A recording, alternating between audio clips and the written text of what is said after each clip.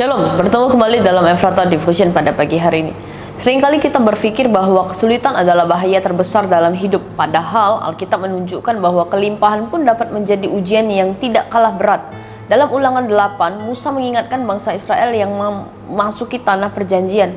Mereka akan menikmati rumah yang baik, makanan yang berlimpah, ternak yang banyak, serta kekayaan yang semakin meningkat.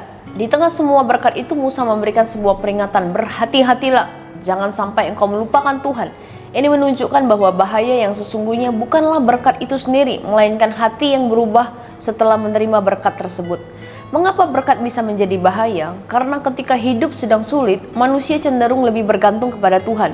Kita lebih rajin berdoa, lebih sungguh-sungguh mencari wajahnya, dan lebih mudah mengakui bahwa kita membutuhkan pertolongannya.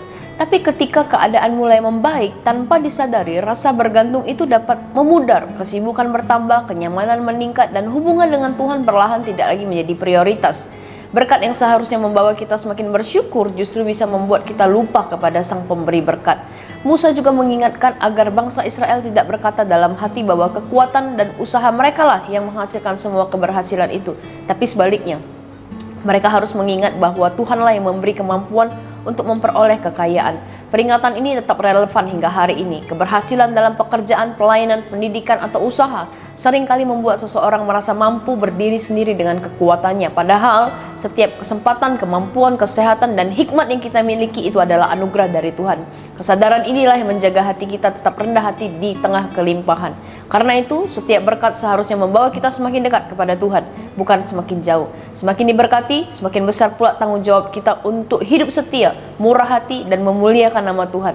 Berkat bukanlah alasan untuk mengurangi doa, ibadah, atau pelayanan, tetapi kesempatan untuk menunjukkan bahwa kasih kita kepada Tuhan tidak bergantung pada keadaan.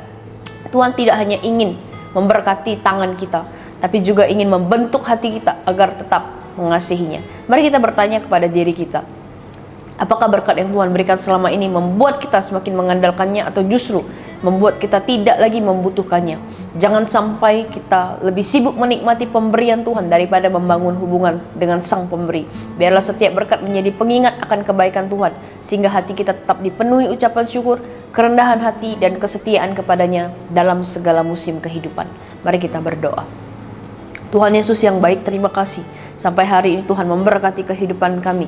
Ada banyak berkat yang Tuhan sediakan, kesehatan, bahkan kekuatan yang Tuhan berikan kepada kami. Ajar kami terus Tuhan mengucap syukur untuk setiap berkat yang Tuhan berikan. Ajar kami terus bergantung kepada Tuhan, Sang Pemberi berkat. Supaya dalam keadaan apapun yang kami alami, kami mau tetap dekat kepada Tuhan. Berkati kehidupan kami sepanjang hari ini. Biarlah apapun yang kami kerjakan hanya nama Tuhan yang dimuliakan. Di dalam nama Tuhan Yesus kami sudah berdoa dan mengucap syukur. Amin.